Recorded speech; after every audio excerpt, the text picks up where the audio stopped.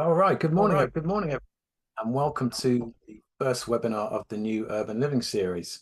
Today, we are going to be looking at Greentech, that's property technology and how it affects operational efficiency. My name's George Sell. I'm the editor of Urban Living News, and we are an online platform for the living, real estate, and hospitality sectors. Today's webinar is going to last an hour. We're going to have around 45 minutes or so of conversation with our panelists.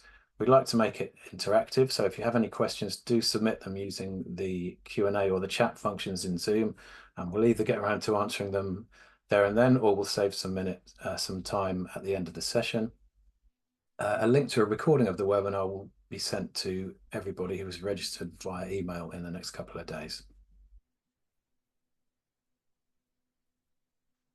Now, I just wanted to give the session a bit of context, just to give you an idea of some of the topics we're going to be talking about later.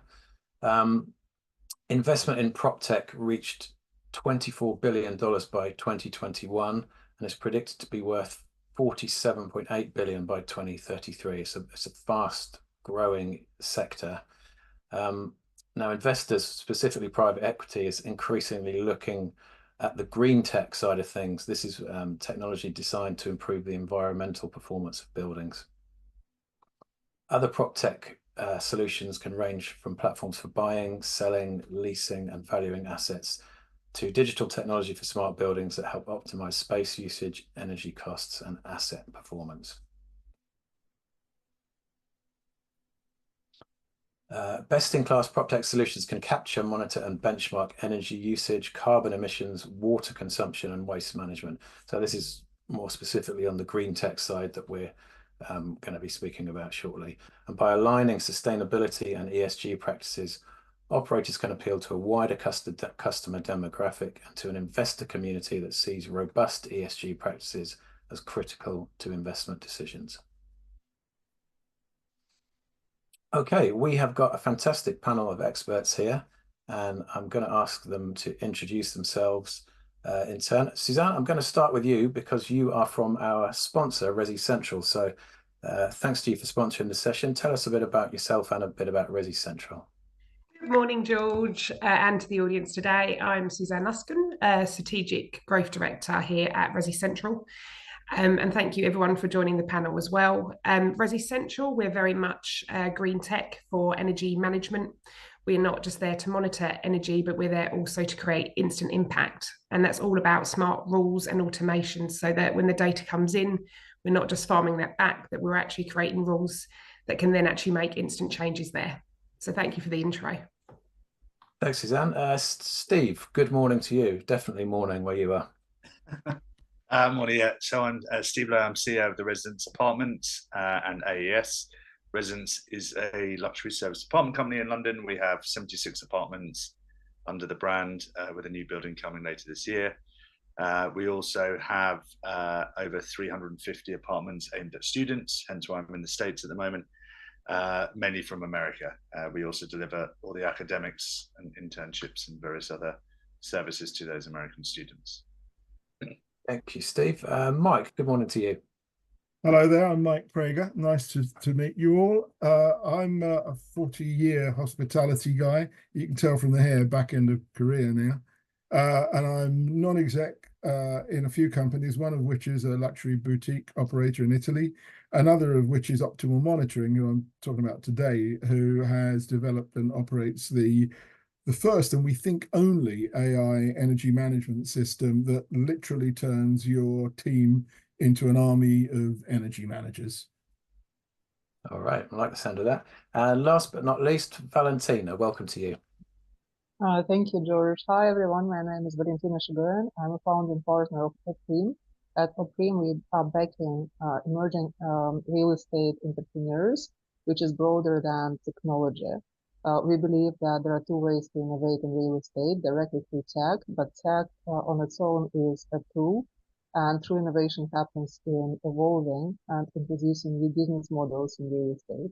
So we are back entrepreneurs that use technology to manage, invest, and operate real estate differently.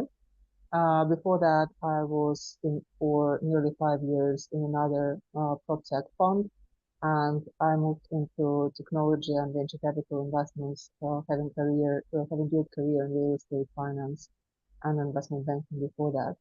Looking forward to this discussion today. Great, thanks, Valentina. So welcome to everybody. If you look in the chat, you can see the LinkedIn profiles for our speakers. So if you want to carry on the conversation with them after the session, then please do. And you can also see details of how to find out more and get in touch with our sponsor, Resi Central. Okay, let's kick off.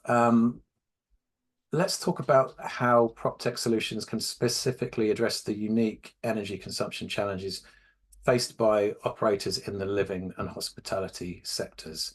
Mike, would you like to kick off with that one?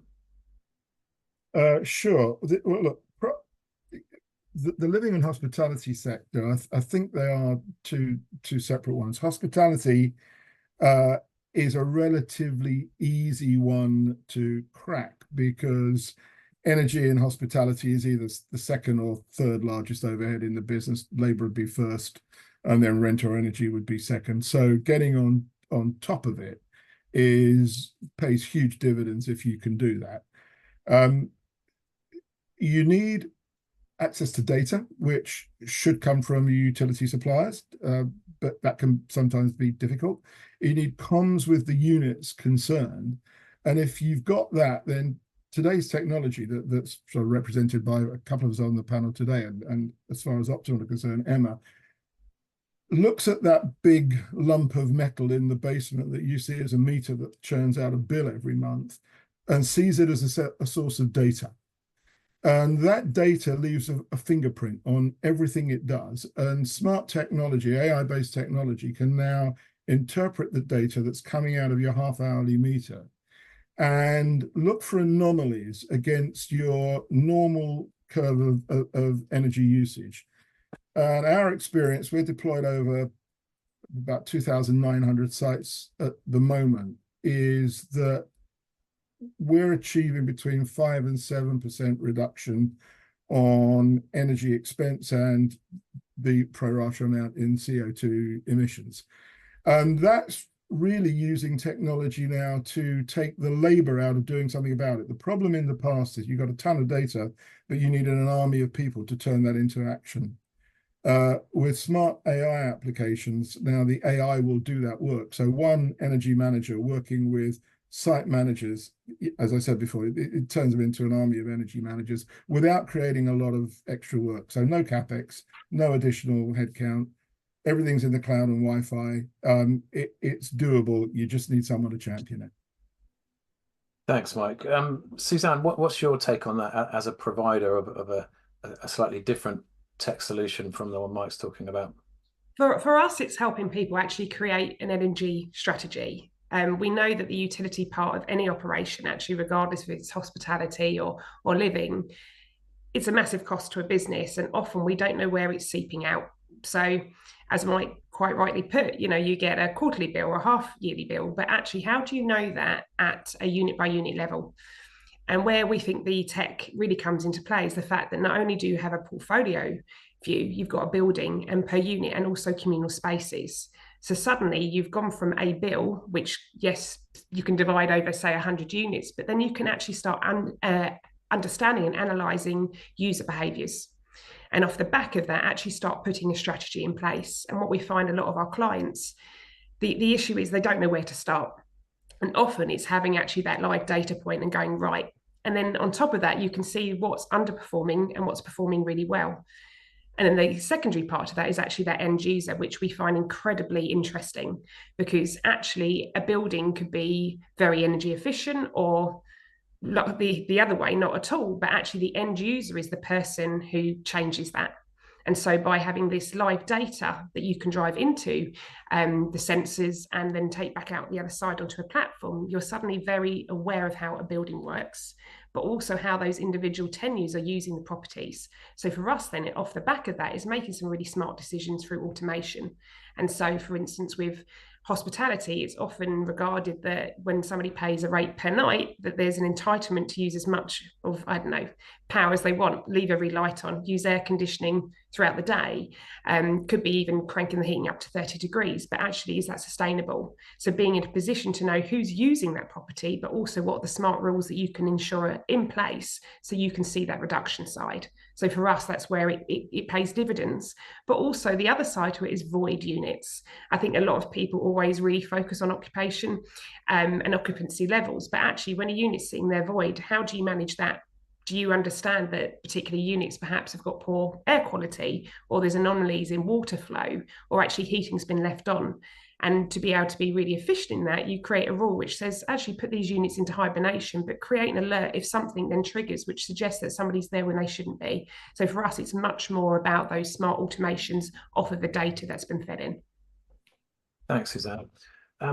Steve, as somebody who operates both a hospitality product and a longer term student accommodation product, are the challenges different for those two sorts of business, or are they broadly in line with each other when it comes to monitoring and reducing your energy consumption? Yeah, I think there's a strange, and I'm in Florida at the moment, so a prime example of where sustainability doesn't really exist in terms of how people use it. And I woke up in a pool of sweat because the air conditioning unit was so noisy. I thought it was about to take off at the place I'm staying.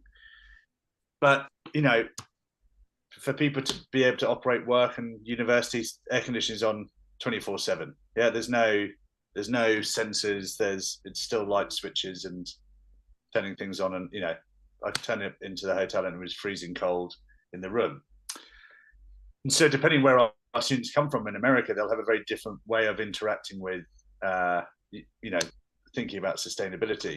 We give them all a talk when they arrive about being sensitive, because half of it you can have technology, the half of it is the actual user wanting to do it. From a luxury perspective, and I guess the shorter term hospitality, it's quite hard. I think, you know, if people are paying £300 or £400 a night, they have a perception that they want to use as much as they want to use of whatever it is. So I think the other challenge we have is the infrastructure in the UK with regards to metering and giving live information to people to know, or for us to monitor it, which obviously these guys here are now sort of investing in that technology, to be able to say to people, do you realize, particularly students, like, do you realize you've used 75% more electricity than a student from this other university, probably because you have the central heating on and the windows open, which is a classic thing that we have. You know, the housekeepers go in, it's boiling hot as you walk in, and then you realize the windows open. So yeah, there's a lot of challenges. I think there is a perception that younger people are more sensitive to sustainability and the planet. In reality, if it's all inclusive, they're not. I just don't think they're as sensitive as people think. The other thing is, a lot of corporates we work with to relocate their staff, we have big ESG policies with the companies. The reality is that person may or may not have sustainability in mind, and how they interact with those apartments, it can be very, very different. And we can see that with the monthly bills that we get through, that it can be the same company, same size apartment, and one person's using twice as much energy as the other. So yeah, I think it's a very different interaction between us as an operator and the guest, and where they're from in terms of what they think about managing that usage within an apartment. Yeah. We'll move on later in the session and talk about kind of end user engagement and education and the role that plays. Mike, you've got your hand up. Did you want to come in there? Yeah, I just wanted to comment on something Steve said, because I think it's central to behaviour change. And at the end of this, we're talking about some very high-tech applications here, but at the end of it, it requires people doing something differently. Our experience is generally, if you give people the right information and you make it easy, they will do that. Not everyone, but the majority will do the right thing. So part of that is the ability to send a message, whether it's to a site manager, whether it's to a guest, whether it's to an operations director, saying, look, did you know you're heating a room and you've got the window open? That's not smart. Now, most people, certainly way above 50% will do something about that if you've got a way of getting that message to them. And that's what we do. So there are solutions there. At the end of it, it's all down to the human being at the end of on the end of the line, but there are solutions around that. Yeah, thanks, Mike. Staying with you for a moment, Mike. Obviously, to reduce this stuff, you have to measure and know where action needs to be taken. So, what are the key metrics and the KPIs that property owners and operators should be tracking to measure the ESG impact of their proptech investments? So we're really talking about the E part of ESG. We're talking about the environmental piece, which is defined as water waste, waste management, water and energy. And the biggest part of that is energy. Now, let's call a spade a shovel. Most boards are concerned with profit. So the number one metric is, what can I save? Related to that, and it's directly proportional, is how much CO2 equivalent will I save as a consequence. So the first two metrics are quite simple. How many kilowatt hours can I reduce? What does that relate to in money, and what does that relate to in CO2?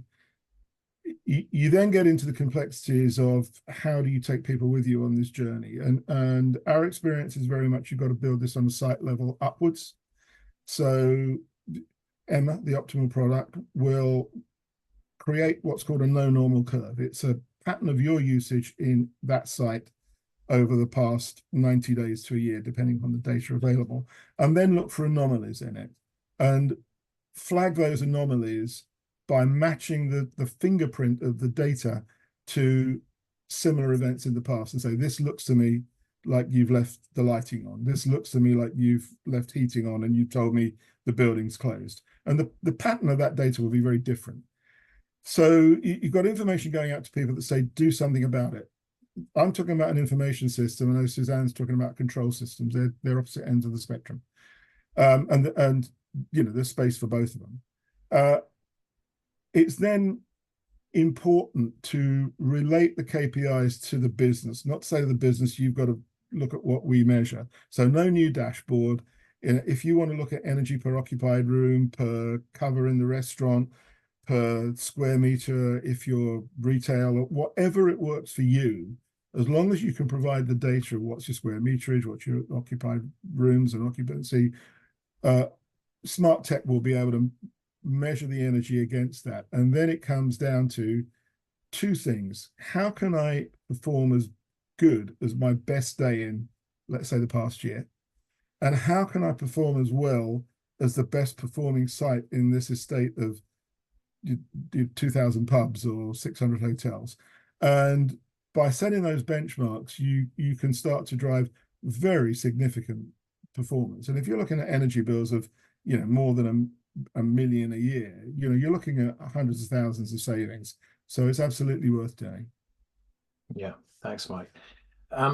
Steve, this from the outside, this has seemed perhaps quite a daunting prospect to know how to begin the journey when it comes to monitoring and reducing energy use, particularly for an SME. There's a lot of greenwashing out there. There's a lot of information. There are a lot of numbers that you need to measure and monitor. Can you talk us a bit about your journey and how you implemented your strategy? Yeah, I set up a hotel brand 20 years ago, and we had a green strategy because I believed in it. No, it wasn't for greenwashing because there was no such thing. We had fair trade coffee, we employed apprentices, we worked with the Prince's Trust. We did huge amounts of stuff 20 years ago. So I guess from my perspective running the business, I've always sort of believed in doing what we can as much as possible, whatever it may be. But I remember that we changed all of our shower heads for energy efficient shower heads. Didn't make any difference whatsoever, but we gave it a go. We got a new energy efficient boiler. We then had a really cold winter. Didn't reduce the usage at all, but we've always tried to do little amounts. And as an SME, it is hard, because when we started our more formal ESG journey 2 years ago, we created a committee. We had someone from every department, from academics to housing to housekeeping, and everyone sort of engaged in it. And then one person in particular, Sarush, took on sort of the role of sort of leading that committee, as it were. And we probably looked at 3 or 4 accreditation schemes, some that would have cost us over £100,000, and some that were so cheap we didn't believe it, and we realised they were not real. They were fake. They were actual fake accreditation schemes. It was funny. Their address was in Birmingham in the UK, and we realised everyone lived in Bahamas, which was understandably probably a better choice.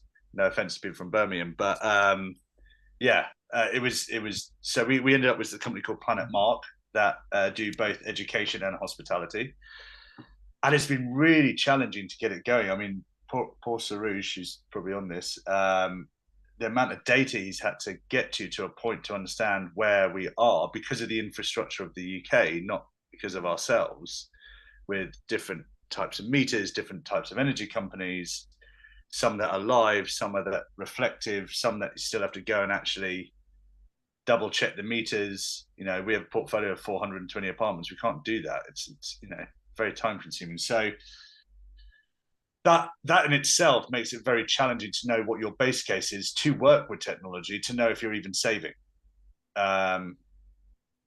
You combine that with the period that we went through with this hyperinflation in energy costs. Our portfolio bill of electricity and gas was £350,000 pre-COVID. Last year was 1.3 million. Yeah. To be honest, just the cost of it, as Michael would say,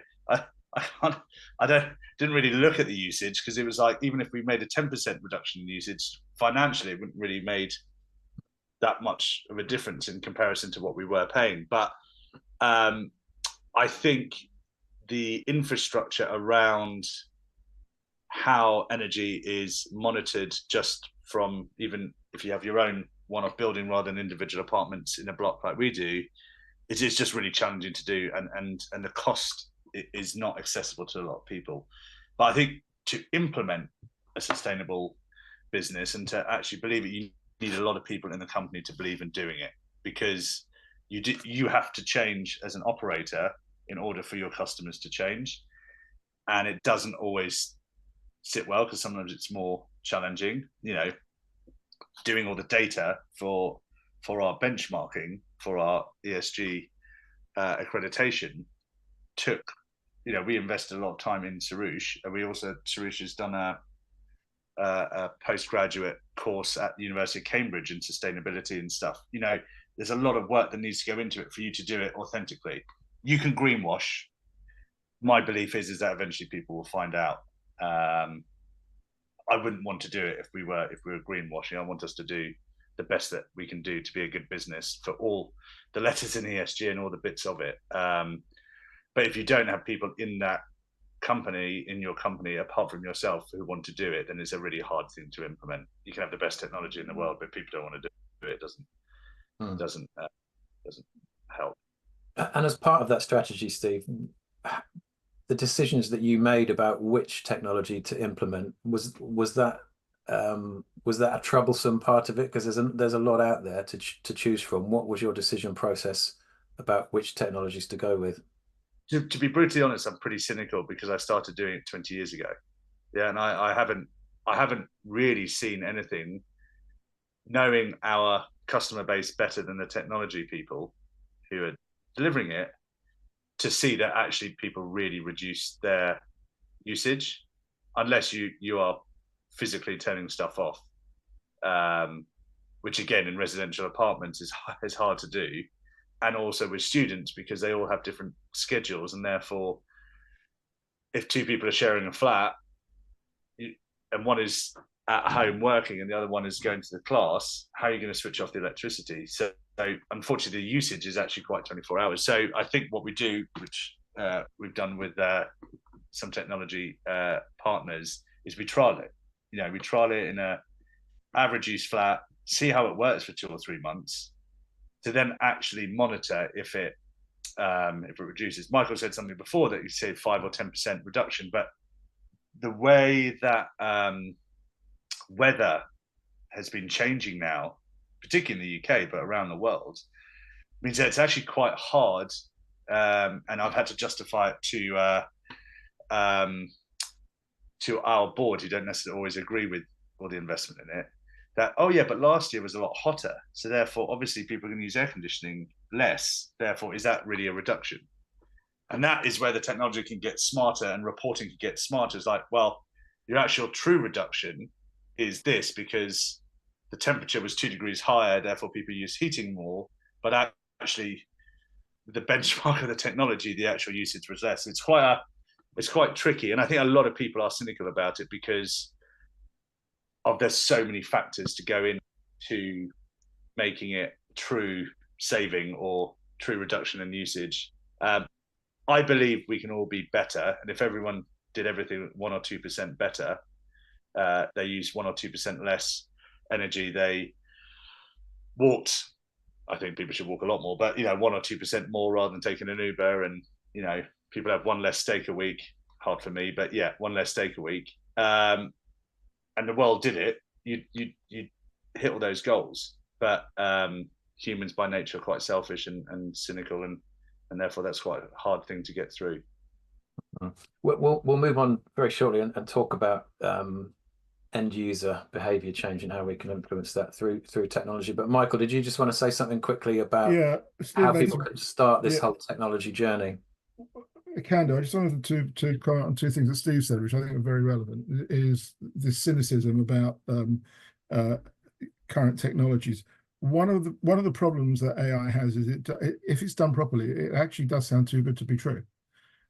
So you need to find another way. We're talking about systems with no capex, no hardware, no incremental headcount. That never happened in the past, but it is doable. Whoever you talk to, if you talk to a firm that won't offer you a pilot and a pilot study that if it doesn't work, they'll refund any costs, don't trust them.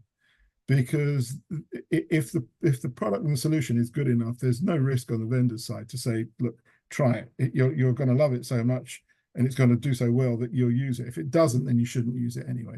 So a pilot study is really, I think, a critical test of the creds of the people that you're working with on that. And I would say that should be a standard before you roll things out.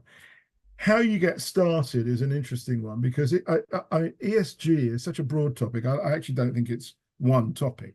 So if we just break this all the way down to the energy piece, you really need 3 things. Number one, you need a business case that if we do this, cynical Steve, quite rightly, most boards are cynical for good reasons. Well, no, they're skeptical. Let me be kinder. They're not cynical. You're going to have to prove the business case is worth doing. And if it isn't worth doing, then you shouldn't start. So to do that, if it doesn't get measured, it won't get done. So you need to use your current metering effectively. There is a ton of information that AI systems can take out of your big fiscal meter before you even get into sub-metering and device level and all the rest of it. Start with what's doable. Build the case. You have to have a C-suite champion. If you don't have somebody, like Steve said, near the top of the company or at the top of the company that believes in this, you're going to be pushing water uphill because energy is problematic. It's an overhead in company accounts. Landlords don't care about what tenants use because they don't pay for it, and tenants don't care about common spaces because they'll get an apportionment. But the saving is there to be got, and it comes down to being able to measure it and then do something about it. So on a limited scale, you've got some data, you've got a business case, you've got a champion, somebody has got to be in charge of this. Then you get the organization on board, take them with them on the journey. If we save $1 million on the bottom line, that's $1 million that we can do with other things. Most people will go with rational, logical decision-making. Run a pilot. 90 days should give you a statistically valid example of what you could achieve over a rolling 12 months.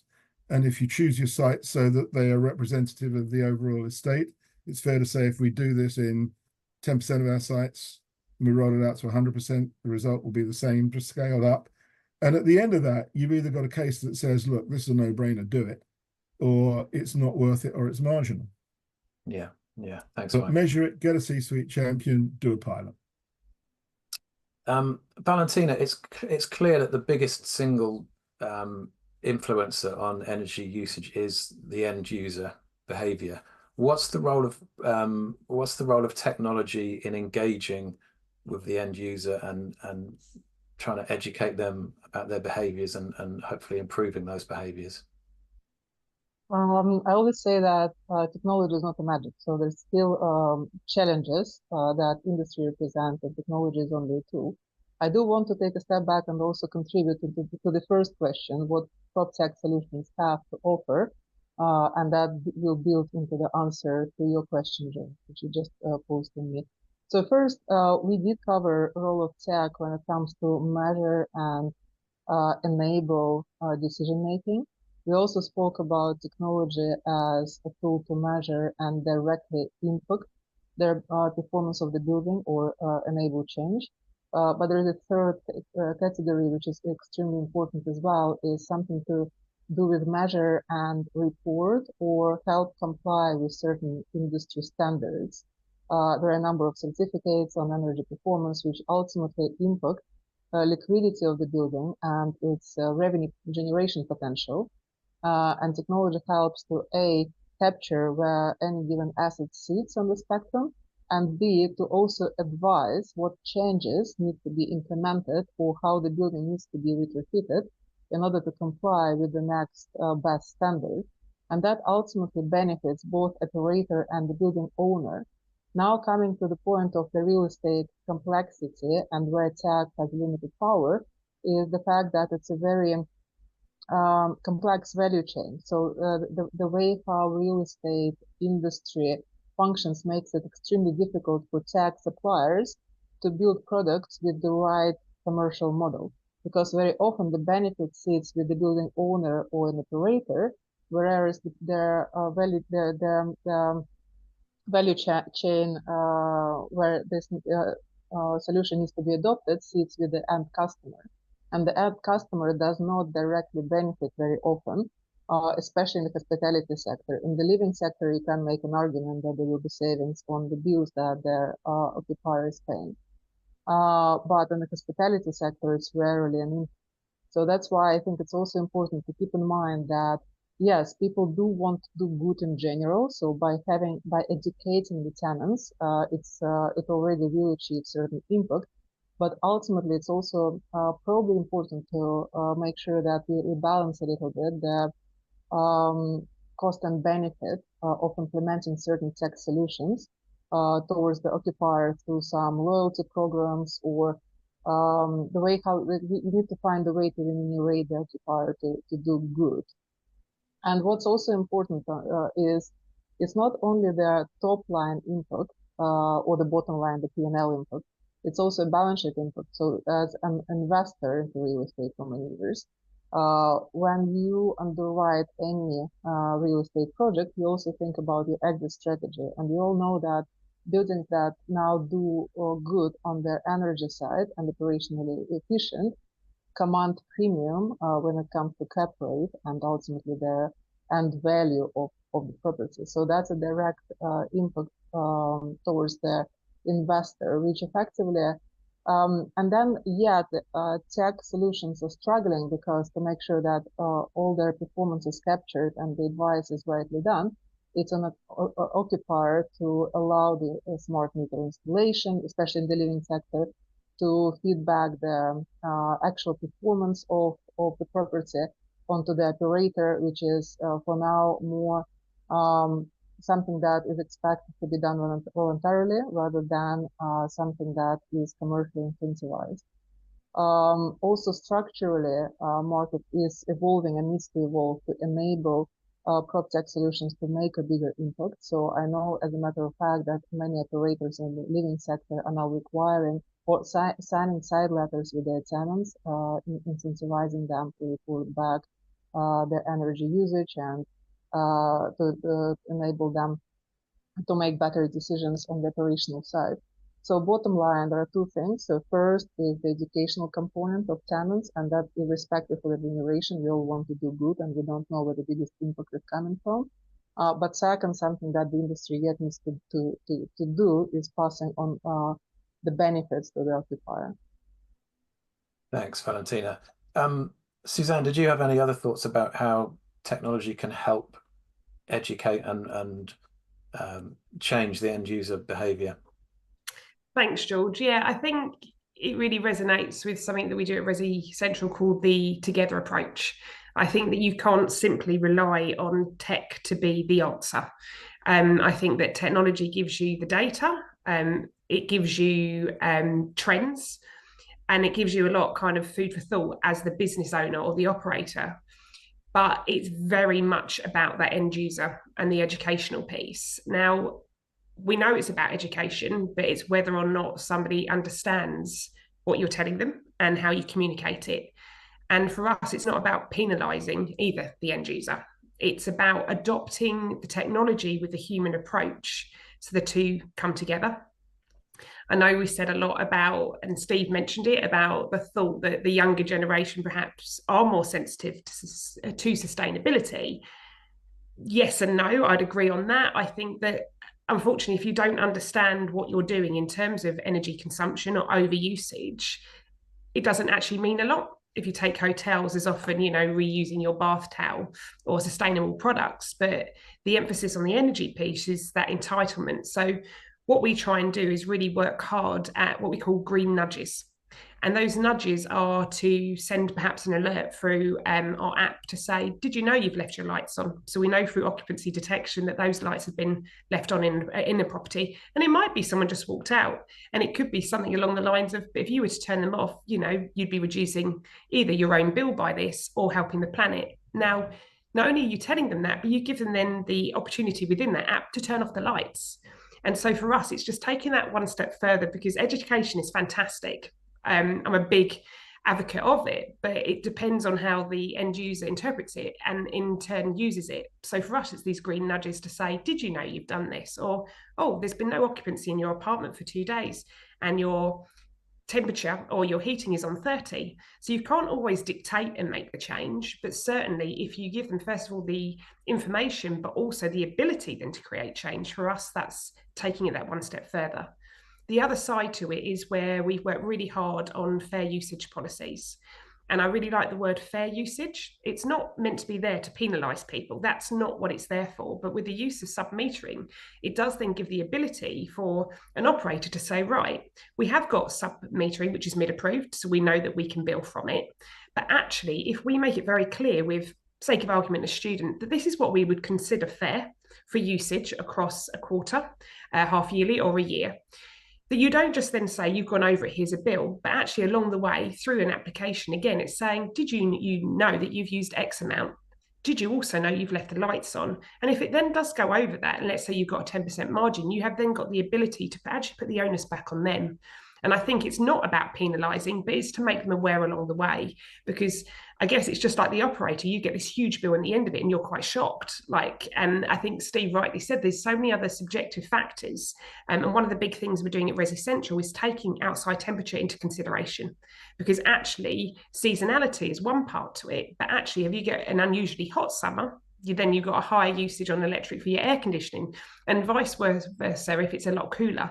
So for us, it's about taking the data, providing the education, but that's one step further, actually saying, but you can through an application do this. And the fair usage policy, I think, is a really great way of showing people how they can make the difference, but also depending on the end user, how you can reward them. And we really like the opportunity that if you've got different floors across a building, that we can actually put up performance information. It could be in a concierge area to say, this week as a block, wouldn't it be great if we saw a reduction by 10%? Did you know if you did this? And whoever the champions of that floor, sake of argument, are, it could be on a Friday night, pizzas in the auditorium or whatever it may be. So for us, it's not about penalising, but you can't just give the education. You then have to give them, in our opinion, then the tools to make that difference.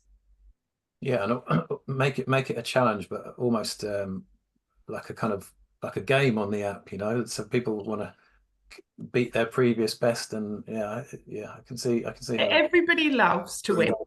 And everybody loves a freebie. What they do not like is an additional charge, whether that be the operator or that person living there. But as I said, it's not about penalisation. It's about educational means of how we make that change. Yeah, yeah. Thanks, Suzanne. It's problematic, I think, to talk about ROI on this kind of technology when we've lived in such an abnormal period for energy prices, as Steve has alluded to earlier.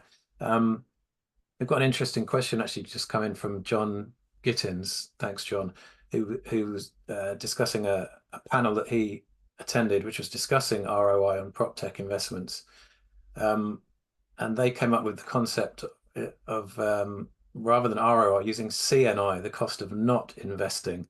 Is that kind of where we're at the moment, Steve, that you have to invest in this sort of technology, A, to future-proof your building in terms of operational efficiency, and as Valentina alluded to, for a sale. But is CNI more appropriate at the moment than ROI, or can you accurately measure ROI in a volatile energy cost world? I think in reality, we've had a very weird 4 or 5 years. Most companies are still paying for COVID, whether it's CBILS loans or interest rates have gone up. So if you have finance in your building, that could be double. I don't think we're at a steady baseline to be able to actually be even looking at this CNI, because reality, yes, we've done the ESG, but prices have come down. I've worked really hard with the broker, and I've managed to get a 50% saving on most of our electricity and gas. That's gonna save me more money from a pure revenue perspective than implementing technology. Longer term, or as part of our brand, as part of our way of running a business, we want to be better for the environment. So that's almost a different bit. And I think, as I said, I think because it's still new, I think the technology is new. Suzanne and Michael's tech, it's great, but there's no guarantees with it. It's not guaranteed as yet, because it needs to be going 4 or 5 years to really be 100% sure, I think. And are small businesses the best to invest in being the trailblazers? Potentially, but not always. There's some great brands who have sustainability as their core, and that's everything for them. For us, it's about helping our customers and young people with experiences. And I think sustainability is a big part of it. But I at this moment in time, with all the other stresses and strains, and inflation's come down, fortunately, on everything, I think for the last 2 or 3 years, I don't think people really were looking in detail, unless they had those funds to be able to invest heavily in sort of green tech. I think now, as things are getting a little bit more plateaued, although electricity and gas will probably go up in October, November, it's still marginal compared to what it was 2 years ago. Therefore, people can look further through the bumps in the market. I'll be honest, pre this latest surge in pricing, I never really looked at it on the P&L for electricity and gas, as a percentage of revenue was so small. But when something costs over £1 million a year, you start thinking about it a lot more. And therefore, I think it has stirred people into saying, look, we do need to invest in this, because if it does bump up again, we need to be as efficient as possible to then reduce things going forward. So I know there was a bit of a politician's answer, which was neither yes or no, but I don't think there is a line to it. I think also it depends on the size of the business and how core it is to how you operate in terms of how much you're willing to invest. Same with marketing. Do you invest 1% or 2%, or is your staffing cost 20 or 25%? It's I think that's where it will fit in. But I do think people should really look into it and build it as part of their plan, as they would do other expenses within their sort of P&L. Yeah. Mike, what's your take on ROI? There is an investment in the people and the time that a business needs to put into being sustainable. But by and large, the tech solutions, that one of the hands that came up said tech's not enough, people have got to use it. Absolutely right.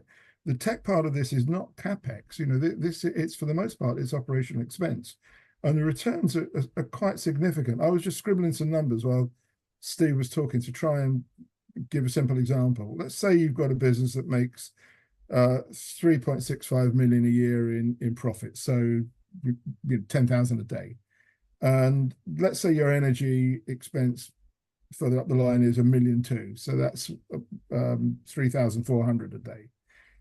If you're saving 7% of that, that's 87,500, and if you divide that by 10,000 a day, your profit per day, that's effectively giving you another 8 sales days of income a year.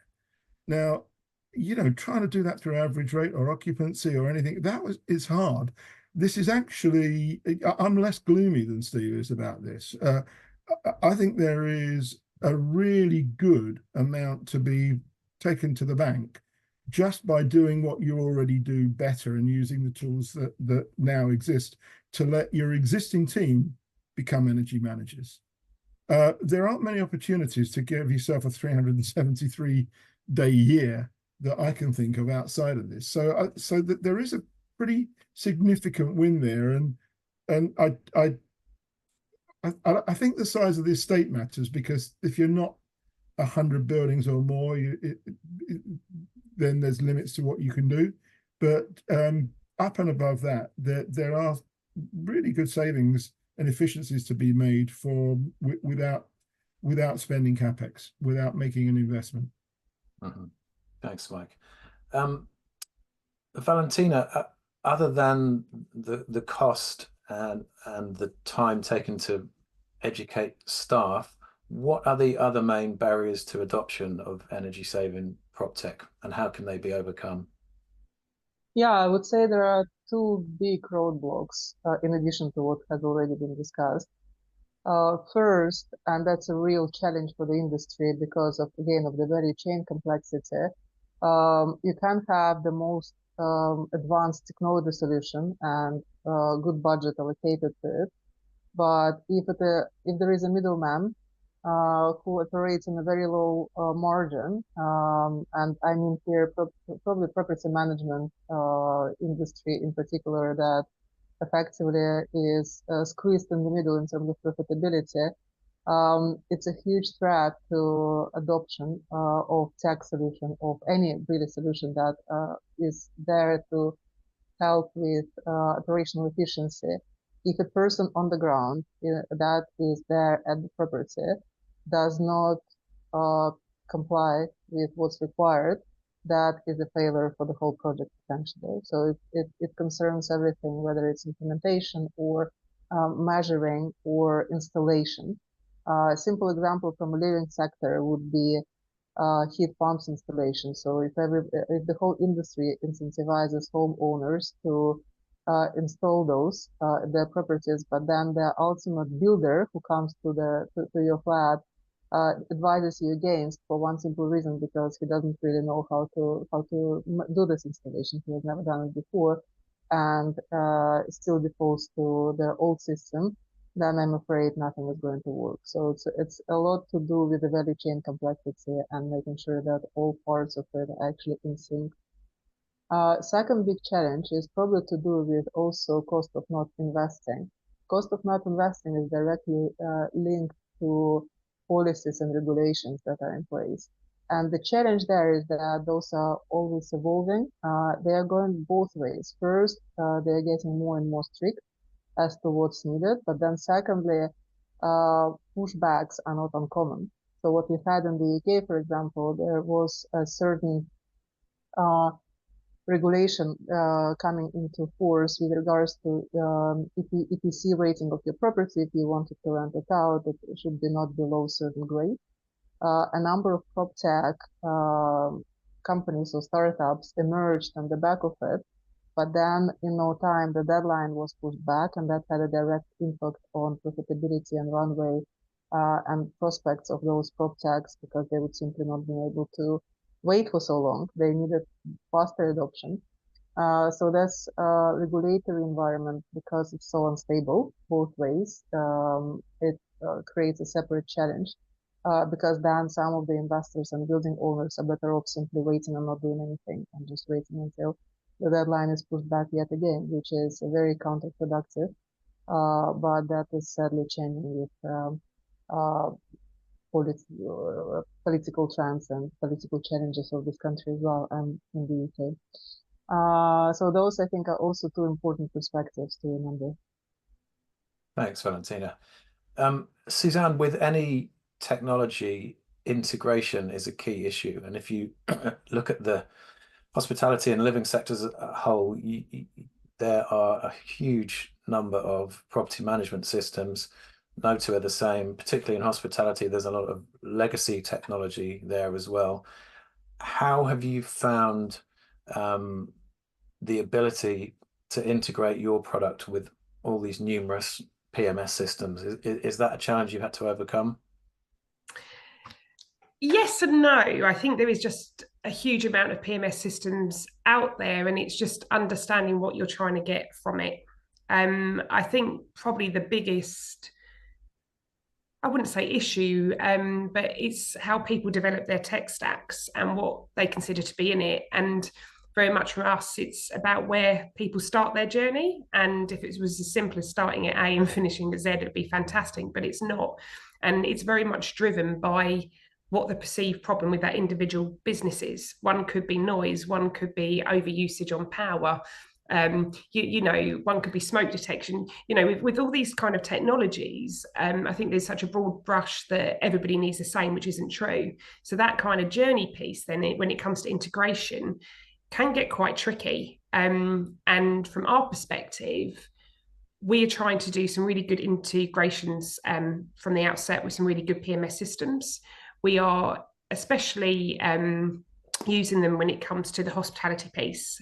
For us, it's about actually increasing the resident or guest experience. So we are able to use our technology with a PMS system. So, for sake of argument, if someone's checking in at 2 o'clock in the morning on a cold winter's night, you've no longer got to have somebody on a concierge desk or perhaps in a back office coming out to make sure either keys are dropped off, or let's say it's a smart lock, that apartment is, and they've paid a lot of money per night, that it's warm and a cozy entrance for them. You know, we've now got the technology which says, the PMS says that they're arriving at 2 a.m. We'll turn the lights on, have the heating on a set temperature.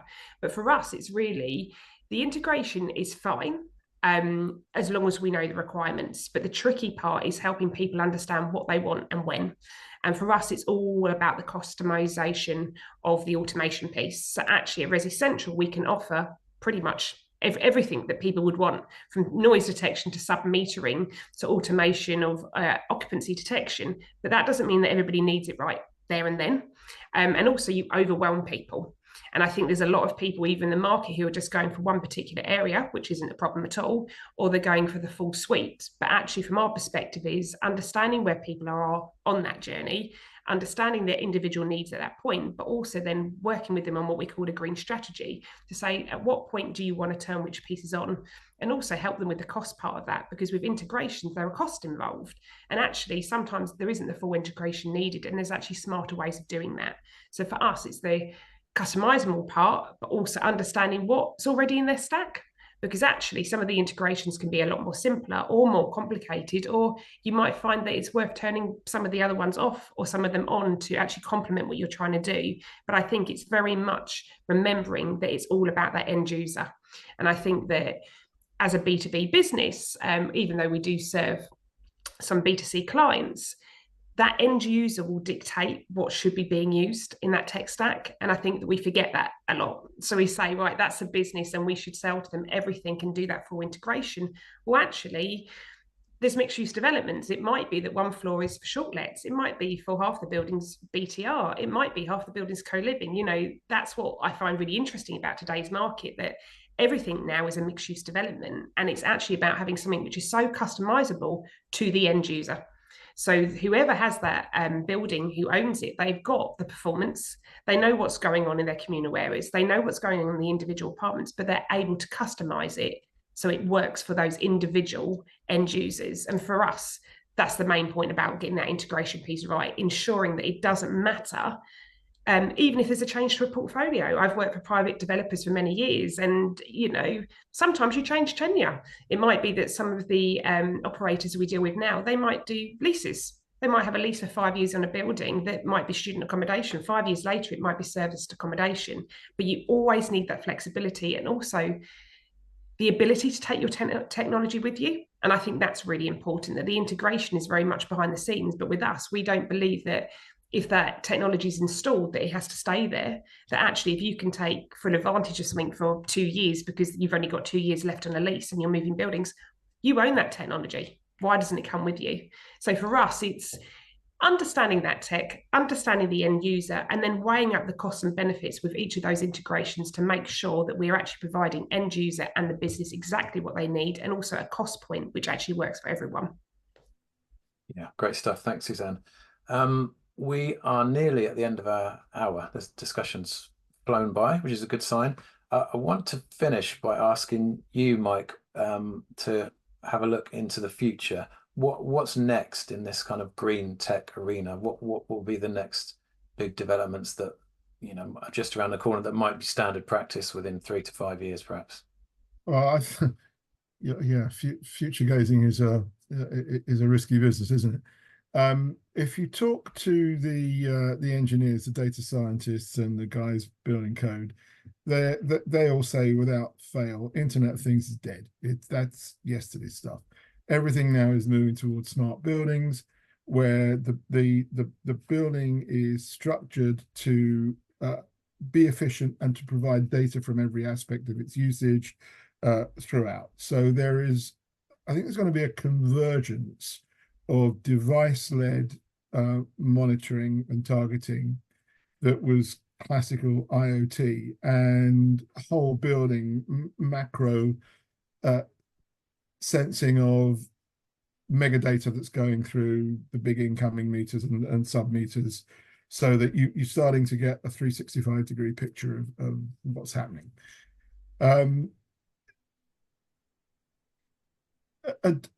Adoption has been slow in hospitality and landlord and tenant of new technology, and that's probably not going to change in the immediate future. It's really going to come from really Valentina's area, where investors are going to start saying, if you're not building smart buildings, then we're probably not going to want to invest in you. So I think the push is going to come a lot from the capital side on that. I think it's a real shame, and I'm going to be political, the small p, that one of the cuts that's likely to come in this government's October budget is the exascale computing project. Exascale is all about the recognition that AI needs massive amount of supercomputing power, and you're looking at installations the size of a semi-detached house. Germany's got 2, France has got 1, America's got 10 or 12. We had 1 in the pipeline, and it looks like it will go away, and that will put Britain behind the curve forever on being able to develop economic growth out of the advantages that AI bring, because the talent will just go to where the investment is, and it will leave the country. So hopefully that will not happen. But I think we can say the future will be AI driven. It will be about convergence, and it will be driven largely by capital requirements of new investments. Brilliant. Thanks, Mike. That's a great note to end it on. Thanks everybody for your contributions today. I just want to show a few quick slides before we wrap up. The next Urban Living webinar is on September the 27th, and we are going to take a deep dive into the European co-living sector and talk about what's going to be happening in that particular market. I think it's a really interesting one. We've seen some interesting things happening lately, particularly with regard to planning. So co-living is really starting to pick up some momentum. You can register for that using the link that's in the chat. And then the following webinar on the 3rd of October, I'm really looking forward to. This is something a bit different. As well as our human panelists, one of our guests is going to be an AI bot who is going to answer some of our questions live on the session. Again, the link to register for that is in the chat, but that's going to be a really good session. Just a quick word for our flagship event, which is happening next week, the Urban Living Festival. We've got more than 140 speakers across the living, real estate and hospitality sectors. I think it's going to be the biggest and best one yet. You can see some of the brands that are associated with it there. Be great to see you there. The link for tickets is also in the chat.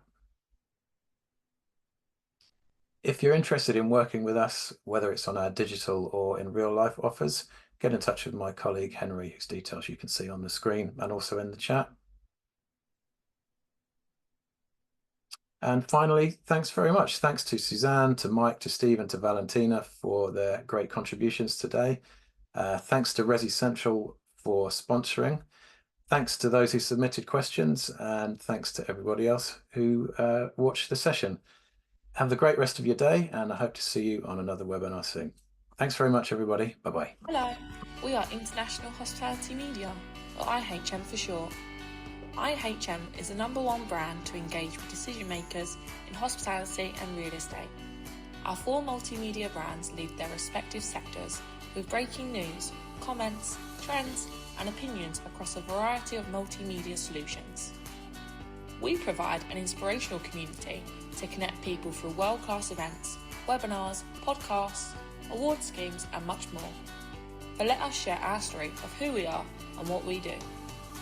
Over 10 years ago, Piers and George had a light bulb moment to provide expert opinion, comments, and low-cost digital content. And so, they went on a journey over the past decade, creating media platforms to serve the hospitality and real estate industries. We now have an engaged audience with a reach of over 60,000 monthly visitors across our website, 52,500 in our email database across all sectors, and over 68,000 across our social channels. Everything we do challenges the status quo. We believe in thinking differently. We make things simple and very easy to work with us, and we're a friendly bunch too. We offer creative solutions to help you achieve your business goals. Read, watch, listen, and meet with IHM. Connect with us for a chat today. Just look at some of the brands we have worked with recently.